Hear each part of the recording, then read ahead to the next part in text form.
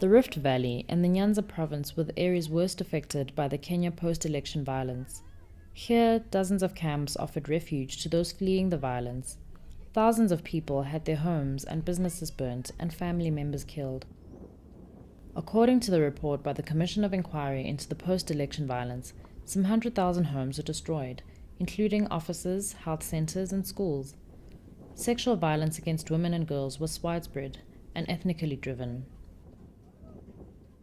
2008 mwezi wa pili nilienda Eldoret kwa mama yangu, nikakutana na wanaume 6 kwa nyumba ya mama yangu, wakawa wananirape mimi na mama, wakakata mama yangu. Mama yangu akaweza kufa mimi, alafu mimi nikalala hospitali siku 3. Mama yangu akabaki huko na akakufa. Kwa vile wakati tulikuwa tumekaa kwa hiyo landi ya Mkikuyu, tulikuwa tunasemekana sisi ni watu wa PNU. The memory of the post-election violence is very vivid in Margaret's memory. After a brutal assault in which her mother lost her life and her house was burnt down, she sought refuge in a tented camp set up at Kitale's showground in the Rift Valley province. Around the country, similar camps were being set up overnight as places of safety and temporary shelter for victims of the post-election violence. The Kenya National AIDS Control Council, with support from UNAIDS and the United Nations Joint Team on AIDS, set up a national task force on HIV in emergency settings. Its role was to provide technical guidance, support coordination, and partnership building for the HIV response to the emergency. At Kitale Showground, several non-governmental organizations, international donors, and United Nations agencies joined forces with the government of Kenya to provide a quick humanitarian response to the crisis.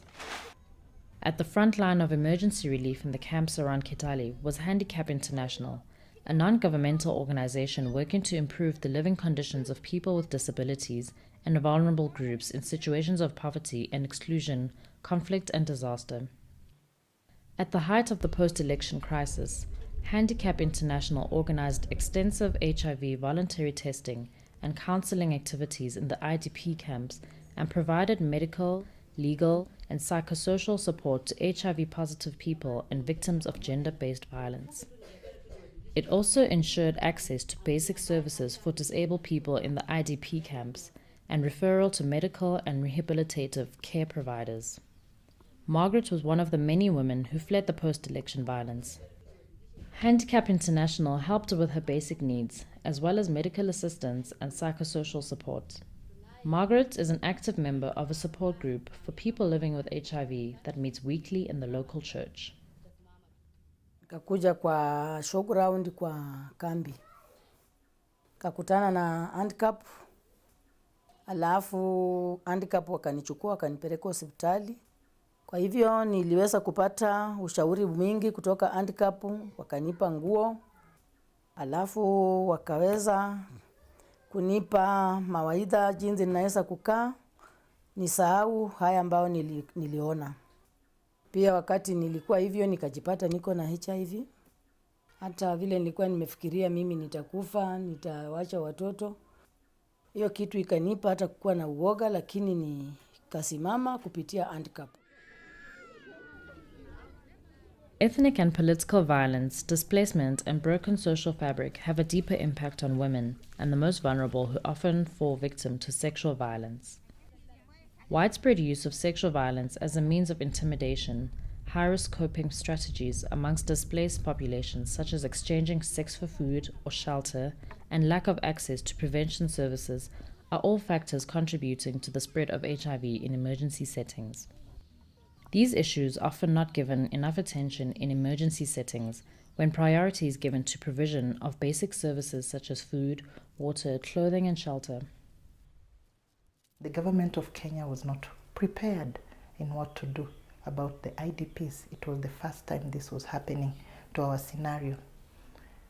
It called upon humanitarian organizations to step in for relief services within the camps, to respond to the immediate effects that people had and the immediate needs that people had at that moment in the IDP camps. This led to forgetting our own problem, which was HIV. It was neglected, and every organization had now to diverge resources towards post-election violence and IDPs.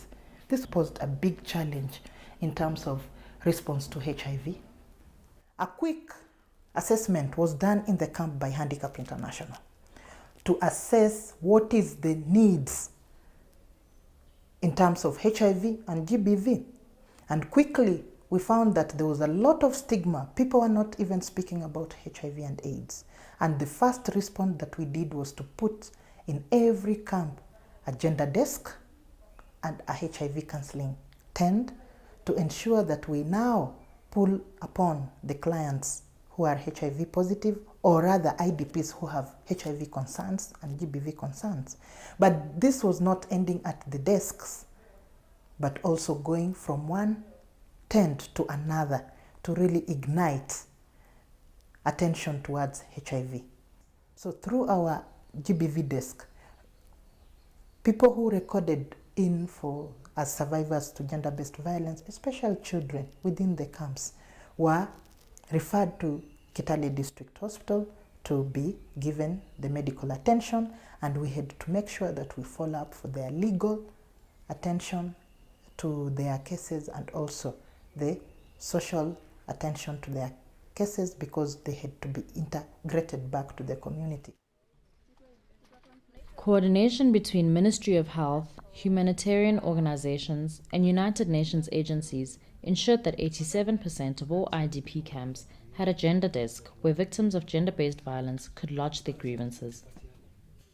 Given the rise in cases of sexual violence, the Kenya Ministry of Health also ensured that victims could access timely medical care, including obtaining post-exposure prophylaxis to reduce the chances of becoming infected with HIV. Coordination also allowed for the creation of a referral system for HIV-positive people living in the IDP camps, whereby those needing treatment and psychosocial support were channeled to partner organizations and institutions such as the Ministry of Health and AMPATH, an organization providing counseling and treatment to HIV-positive people. Rasoa Kahindi was one of the many HIV-positive people who benefited from this referral system. She left her antiretroviral medicines behind after being evicted from her home during the post-election violence. She was among the thousands of people who sought refuge at Kitale Showground. So hapo kwa camp tulipata shida kwa sababu nilikuwa nimeanza ARVs. Lakini kwa ile camp hatukukuwa na mahali penye tunapata ARVs. Ikafanya paka nikaathirika, nikalala. Lakini Mungu naye akatenda maajabu, akatuletea watu yetu ya Handicap International. Wakakuja wakaanza kutuelimisha, kutufundisha. Kajua hapa kuna mazuri. Ndio waliniokoa, wakanichukua, kanipeleka district hospital tena tukaanzishwa ARVs tena upya. Sasa wakakuja wakaanza kutusaidia na vitu kama chakula. Unajua watu wenye wako infected wanatakikana wakule chakula special. Na kwa camp hakuna mwenye alikuwa anatujali sana.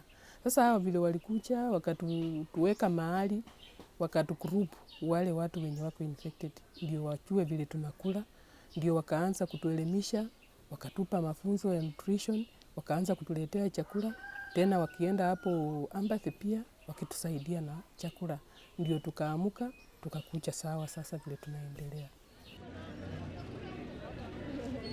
Shortly after a power-sharing agreement was reached by Kenya's feuding politicians, the new government launched Operation Rudi Nyumbani, Operation Return Home, in May 2008 to facilitate the return of internally displaced people to their pre-displacement areas. Operation Rudi Nyumbani did not succeed in relocating all displaced people back to their land of origin. Many people lost their homes and businesses during the post-election violence, while others feared reprisals. So many remained in camps or moved to transit camps closer to their former homes or farms. When the violence broke out, Emily fled to the IDP camp in Kitale Showground. But when relocation started, she moved to a transit camp in Patwaka, situated a couple of 100 kilometers west of Kitale, and has been living here since. In Patwaka, around 1,600 people live in worn-out tents that were meant to provide emergency shelter for only a couple of months. Hakika hiyo vita iliweza kuniathiri mimi kabisa kama mama. Nilistukia, sikujua moto ulitokea wapi, mabunduki ilitokea wapi. Baada ya hiyo nikajikuta niko tu nje, uji, hakuna nguo. Hata watoto sikukumbuka kuwabeba, walinifuata tu nyuma nikiwa nakimbia. Baada ya hiyo tukakimbia tukatafuta usalama showground. Lakini sisi wanawake tulipata shida. Niliathirika, mume alitoroka mimi, akaniacha na watoto. Sasa wanaume wengine hao walikuwa wakinisumbua sana. Hasa baada ya hiyo nilijikuta nimeathirika vibaya. Kimawazo, kiakili, kimaisha, mpaka msingi yangu ikaharibika. Emily was trained by Handicap International to become a community counselor. She gained key counseling skills that she has put to good use when providing much-needed psychosocial support to members of her community, especially women and children who had been victims of gender-based violence. Kwa hivyo hiyo ushauri iliweza kunisaidia sana, wala hiyo mafunzo ilinisaidia zaidi kubadilisha hii camp. Emily counseled and supported Sylvia, a 5-year-old girl who experienced the trauma of sexual violence during the post-election chaos. Emily also assisted Sylvia's mother with the necessary medical and legal follow-up by referring her to the Gender Recovery Center located within Kitale District Hospital. Here, survivors of domestic and sexual violence can receive medical, psychological, and legal assistance all under one roof. 22-year-old Richard is well known in the Patwaka camp thanks to his role as youth peer educator involved in peace building and HIV prevention activities and play therapy for children. Handicap International vilevile iliweza kuingilia kati hali ya kuhubiri amani kwenye maeneo ambayo yaliathirika. Maana shirika liliona si vyema watu wakose amani, likaweza kuingilia kati kwa kuwapa pia washauri vijana ambao walihusika kati kwa kuzua vurugu kwenye maeneo hayo. Kwa hivyo hata mimi mwenyewe nilikuwa tena mhusika mkubwa hapo zaidi, kwa sababu shirika la Handicap liliweza kunipeleka pale Eldoret nikaenda kusomea hali ya kujenga miradi ya maendeleo katika jamii. Jambo ambalo mimi kama kijana ambaye niliathirika ninashauriana vijana wenzangu namna ya kutozua vurugu tena. Tukiwa kwa kambi hapa Patwaka vilevile vijana waliweza kujihusisha na mambo ya ngono kiholela holela. Lakini shirika la Handicap International liliweza kuingilia kati kabisa kwa nguvu. Likaweza kuleta huduma za karibu za kujua hali yao ya virusi vya ukimwi. Maana liliweza kuingilia kati ili vijana wetu wao viongozi wa baadaye wenye kutegemewa. Richard is actively involved in the Chanuka Youth Center, a place where the youth can access health and AIDS-related information, receive counseling and testing for HIV, participate in talk shows and recreational activities in an environment where they can feel at ease with their peers. At the height of the post-election violence, Chanuka Youth Center saw a great influx of youth coming to receive testing and treatment for HIV, thanks to the awareness-raising campaigns carried out in the IDP camps. For young people, Handicap International set a youth center, famously known as Chanuka Youth Center, within Kitale municipality.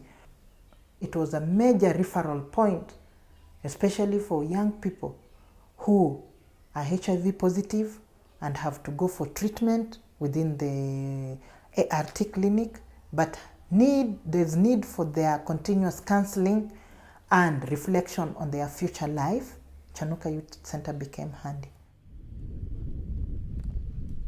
The violence that followed Kenya's presidential elections in 2007 caught everybody by surprise, given that the country had enjoyed relative peace and stability since independence in 1963.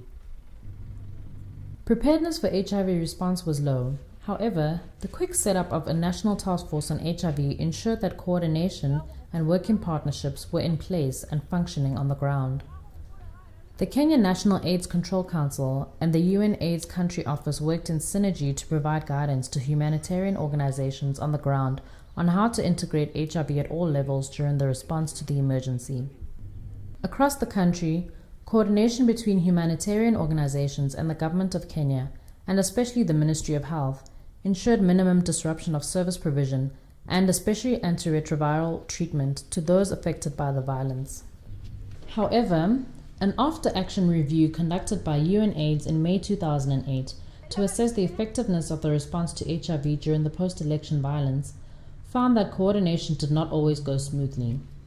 HIV was everyone's business, but no one's responsibility. This was especially so in HIV prevention activities. In addition, the rushed manner in which the Operation Rudi Nyumbani was conducted, the lack of proper compensation for those who had lost their homes and businesses, and insufficient guarantee that security would be restored, caused many internally displaced people to remain in makeshift camps 3 years on. While they strive to heal the wounds of the post-election violence and achieve reconciliation, their plea for a better life for themselves and their children is still to be heard.